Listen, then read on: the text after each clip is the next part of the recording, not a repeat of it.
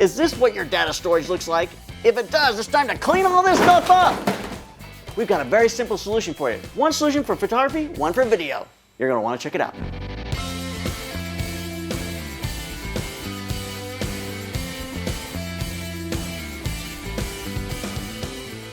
It's February, we're giving away 4 of these Platypod Maxes. This is a plate that allows you to put your camera in very difficult places. It's a small, simple plate, but it gives you hundreds of opportunities to put your camera in places that normally you can't get it into. So get over to theslantlens.com where you can possibly win one. Sign up, you might win one. Hi, this is JP Morgan. Today on the Slanted Lens, we're going to talk about workflow in the studio. Now, we've done 2 lessons on this in the past. Well, actually, one on location, which is how do you get everything onto your LaCie drives, get it back to the studio safely, and make sure it arrives. Remember, a compact flash card is only worth $50, $60, but when you shoot something on it, it's worth the value of the entire shoot. And so how do you get that information safely back to the studio?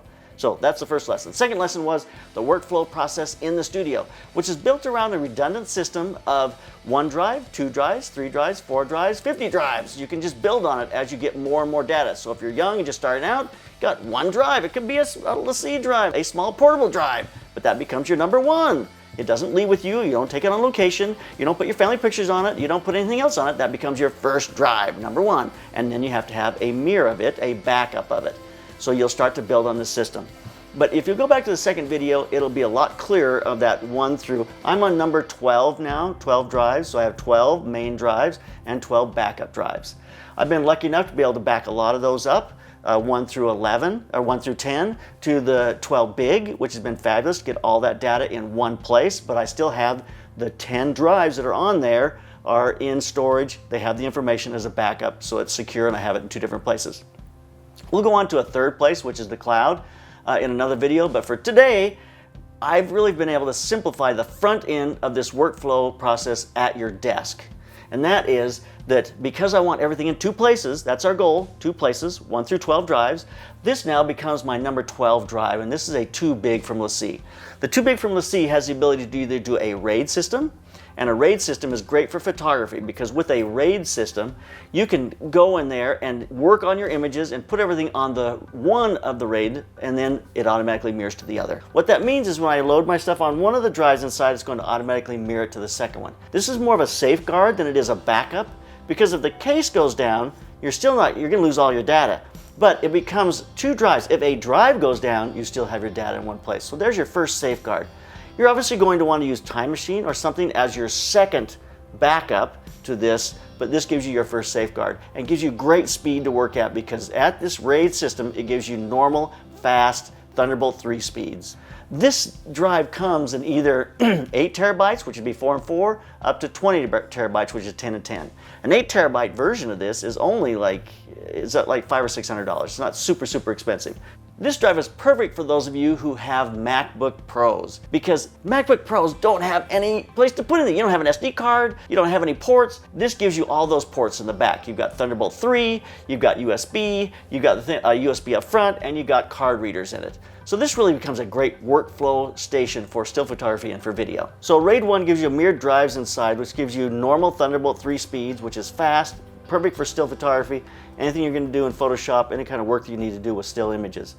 But if you're going to do video, I set this up on a RAID 0, which is it's just 1 volume, and you get even faster speeds that way, which is a lot better for doing video editing. But then of course we got to have Time Machine or something that backs us up to a redundant drive, so we have it in 2 different places.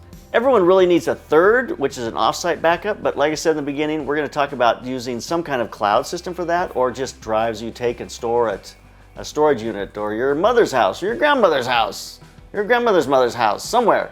So 3 places, that's our goal. So there's 2 different versions on using this 2 big to be able to kind of use this finalized process of getting the images onto your computer. Use that filing system. If you're not using FileMaker to follow up, then get them in Lightroom. But just a numbering system. It's just a stack of paper. 1, 2, 3, 4. Use that. That one thing alone will save you and organize yourself in your images better than anything else you could possibly do. So that when you put them on the drives with a brief description, folder number 1 has all your images in it. Use that breakdown that gives you what those different things are that go in there, so it's not just a big folder full of everything. So there's a look at the 2 big and how that's kind of updated our workflow process at the computer. I don't have extra drives and readers and things here. The only reader I have is CFast, and that's just because we have a C200 to be able to download those CFast cards. So today, decide you're going to get a drive, you're going to get a second drive, you're going to go to your computer, drive number 1, start out with image number 0 or image 300. I started at 300, I don't know why, I just thought it was cool.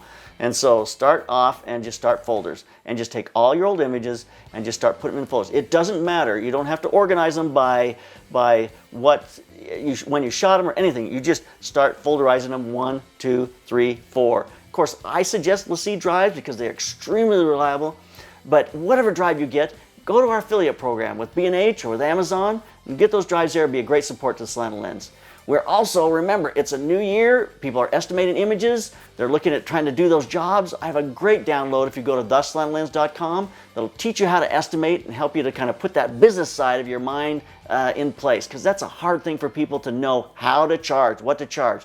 So get over to theslantedlens.com and get that download, which will help you to know exactly what to charge. So keep those cameras rolling, keep on clicking.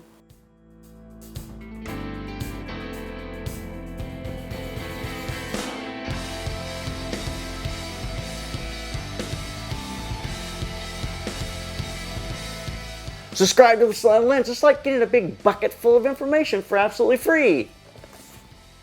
There's nothing in that bucket. Well, that's because you haven't subscribed yet to the Slanted Lens. Fill your bucket.